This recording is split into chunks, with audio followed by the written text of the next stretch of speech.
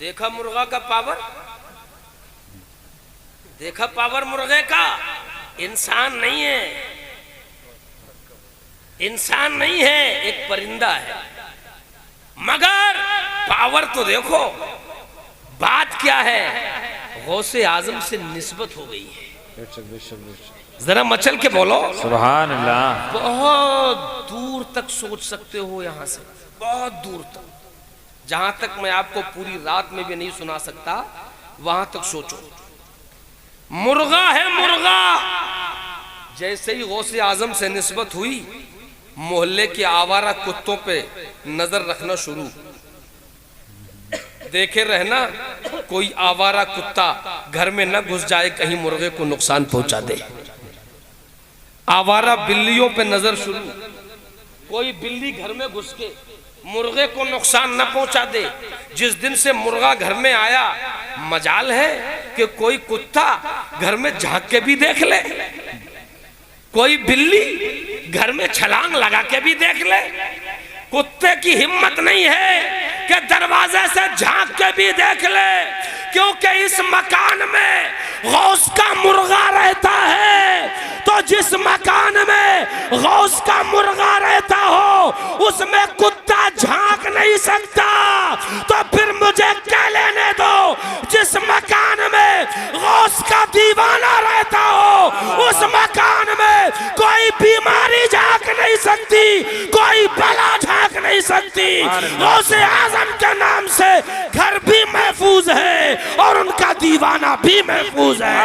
सुभान अल्लाह। नारे तकबीर, नारे रिसालत, नारे गौसियत, जश्ने गौसुल बरा। सुभान अल्लाह, सुभान अल्लाह। अब आओ जरा आला हजरत की जुबान में भी तो कह लो। आला हजरत तो यूं कहते हैं, मुर्ग सब बोलते हैं। यहीं से बोलो तुम भी। मुर्ग सब बोलते हैं, बोल के चुप रहते हैं। असील मुर्गा होता है एक असील। ये जो हम और आप खा रहे हैं, ये ब्रायलर है। ये जो फार्म में बनता पलता है, ये जवान भी नहीं हो पाता। इंजेक्शन लगा के उसे वक्त से पहले ही जवान कर दिया जाता है। कहते असील मुर्गा आज भी महंगा है। मैंने कहा असील कौन सा? बोले जो मैदान में लड़ जाए, वो असील। जो मैदान में जोर से, जो मैदान में लड़ जाए। और मुर्गों की पालियां होती थी पहले, अब भी होती हैं। बड़े बड़े शौकीन पड़े मुर्गा लड़ाने के, और लड़ने वाले मुर्गे तो 1-1 लाख में, 5-5 लाख में तक बिकते हैं। बोलो बिकते हैं कि नहीं बिकते हैं? हमने कहा ये क्यों, इतना महंगा क्यों? बोले असील है, असील महंगा बिकता है। हमने कहा असील कौन? बोले जो मैदान में डट जाए, जो लड़ने को अड़ जाए, वो असील है। मैंने कहा सुन, तेरी सोच गलत, नजरिया बदल, फिक्र बदल। असील वो नहीं जो मैदान में डट जाए। आला हजरत से पूछते हैं असील कौन है, तो कहते हैं मुर्ग सब बोलते हैं, बोल के चुप रहते हैं। हाँ असील एक नवा संज रहेगा तेरा। सुभान अल्लाह। कहते हैं असील वो नहीं जो मैदान में डट जाए, असील वो है जो गौस के नाम पे कट जाए। वाह वाह। असील वो है जो गौसे आदम के नाम पे मिट जाए। मेरे भाइयों, एक मुर्गे की पावर का जब ये आलम है, तो फिर उस दीवाने की पावर का आलम क्या होगा? जो सुबह होती हो तो गौसे आजम की अदाओं में सुबह करता हो, और जब शाम होती हो तो गौस की अदाओं में शाम करता हो। फिर उस दीवाने की पावर का आलम क्या होगा? जो गौसे आजम का मुरीद भी हो और गौसे आजम की बातों पे अमल भी करता हो।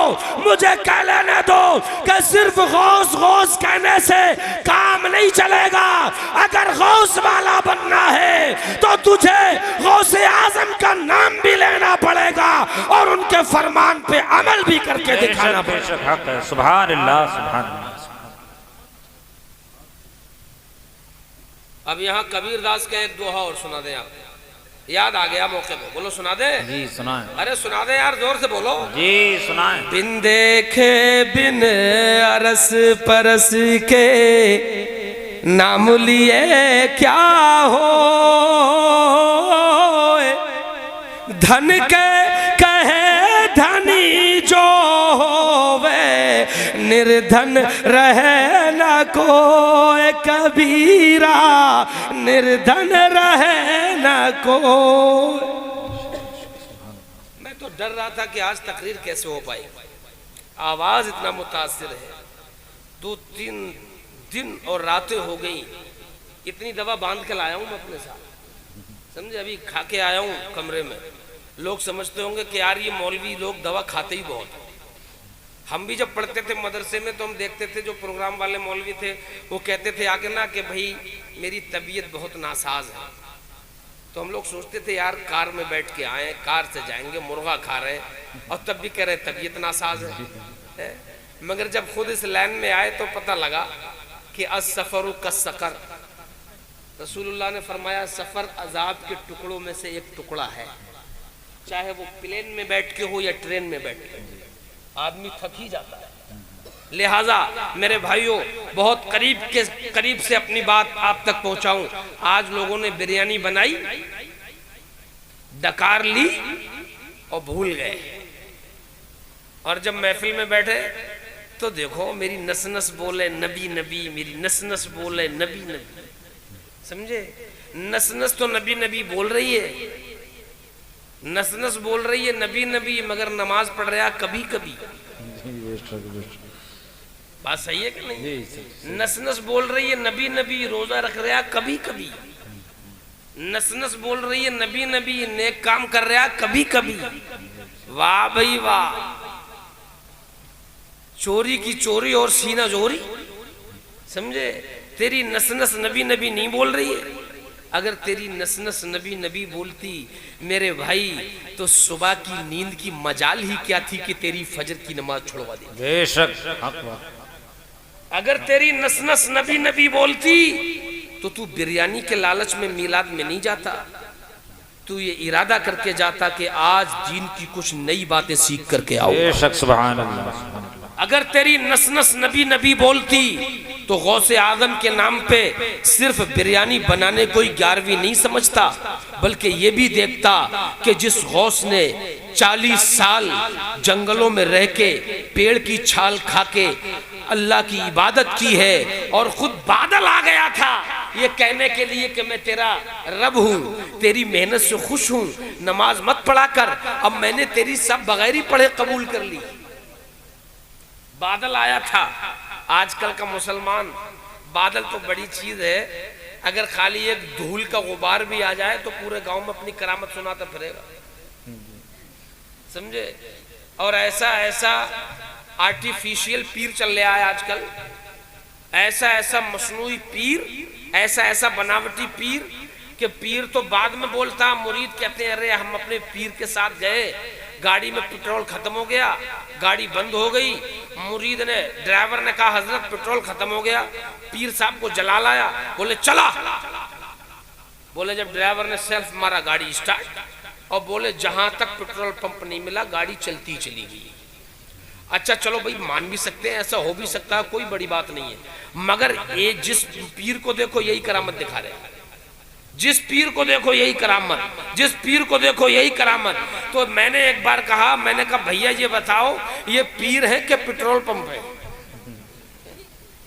जिसे देखो वो एक ही करामत दिखा रहा, पेट्रोलियम मंत्री हुआ पड़ा है, समझे। जिसे देखो वो अपनी आर्टिफिशियल करामतें लिए घूम रहा है। गौसे आजम के पास आया था बादल, बोले अल्लाह हूं मैं तेरा, नमाज मत पढ़ा कर। गौसे आजम ने सोच लिया अगर माफ होना होती तो 72 के साथ सर कटाने वाले हुसैन पे माफ हो जाती। बेशक बेशक बेशक। सोचने का अंदाज तो देखो, मगर ये वही तो सोचेगा जिसकी नस नस तो बाद में नबी नबी बोले, पहले उसका दिल अल्लाह अल्लाह बोलता। सुभान अल्लाह सुभान अल्लाह। कल्बुल मोमिन अर्शुल्लाह, मोमिन का कल्ब अल्लाह का अर्श है।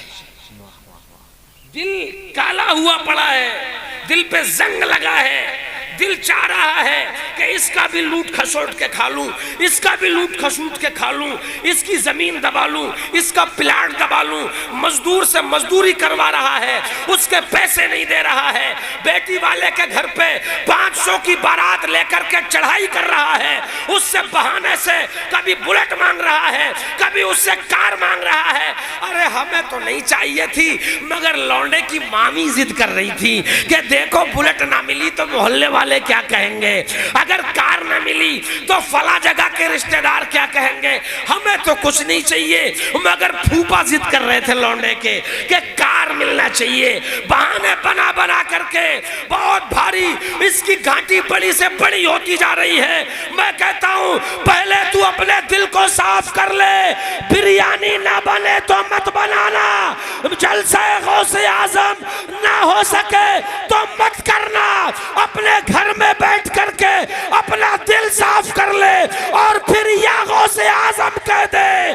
तू यहां से कहेगा बगदाद वाला वहां बैठ करके तुझे अपने मुरीदों में कबूल फरमाएगा। सुभान अल्लाह, सुभान अल्लाह। नारे तकबीर, नारे रिसालत, नारे गौसियत, जश्ने गौसुल वरा, उलमाए अहले सुन्नत, मसलके आला हजरत, नारे तकबीर, नारे रिसालत। तो मेरे भाइयों, बादल आया था, गौसे आजम ने सोचा माफ ही होना होती तो जो नमाज लेके आए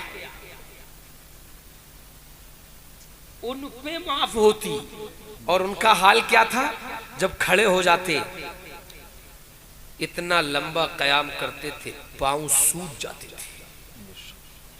सूजते ही नहीं बल्कि हदीसों की किताबों में लिखा है कि सूज के फट जाते थे और खून बहने लगता था। बीवी अर्ज करती हजरत आयशा सिद्दीका, या रसूल अल्लाह, आप तो रब के महबूब हैं, इतनी लंबी नमाज क्यों पढ़ते हैं? पैर सूज के फट जाते हैं, खून बहने लगता है। या रसूल अल्लाह, आप तो रब के महबूब हैं, जन्नत आपकी, रब ने जन्नत आपके सदक़े में बनाई, रब ने दुनिया आपके सदक़े में बनाई, आप इतनी लंबी नमाज पढ़ते हैं। मेरे मुस्तफ़ा ने क्या फरमाया, जवाब सुनो। मेरे नबी ने फरमाया, ऐ आयशा, क्या मैं अल्लाह का शुक्रगुजार बंदा न बनूं? बेशक बेशक। अरे जरा जोर से बोलो यार। सुभान अल्लाह। ये उनकी बात है जिनके दरे दौलत का जिब्रील गुलाम है। बेशक बेशक। ये उनकी बात है जो अगर मुस्कुराते थे तो रब्बे ताला अपना सलाम भेजता था, अगर गमगीन हो जाते थे तो रब्बे ताला इनकी ढारस बंधाता था। ये उनकी बात है जिन पे कुरान नाजिल होता था। ये उनकी बात है जो चलते थे तो फरिश्ते रास्ते में अपने परों को बिछाते थे। ये उनकी बात है जब वो धूप में जाते थे तो बादल उनके ऊपर साया करता था। ये उनकी बात है कि जो जिस शिकम में रहे वो शिकम नूर से मामूर हुआ, जिस मुल्क में पैदा हुए वह मुल्क नूर से मामूर हुआ।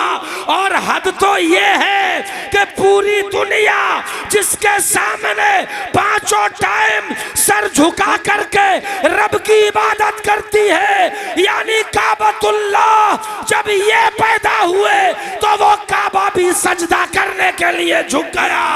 दुनिया को बता दिया, ऐ लोगों, जिसकी तरफ पूरी दुनिया मुंह करके नमाज पढ़े उसे काबतुल्लाह कहते हैं, और काबा जिसकी तरफ मुंह करके सजदे में झुक जाए उसी को मोहम्मदुर रसूलुल्लाह कहते हैं। सुभान अल्लाह, सुभान अल्लाह, सुभान अल्लाह, सुभान अल्लाह। वाह।